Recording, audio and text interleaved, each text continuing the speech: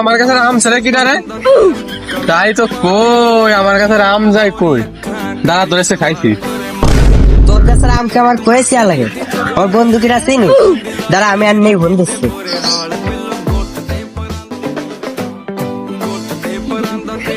Hello, আজ তো এই যে জ্ঞান লাগছে আম বাগানে রয়েছে, দ্রুত চলে আয়। আরে যা যা যা, তোর কোন বন্ধু আছে দেখে নে।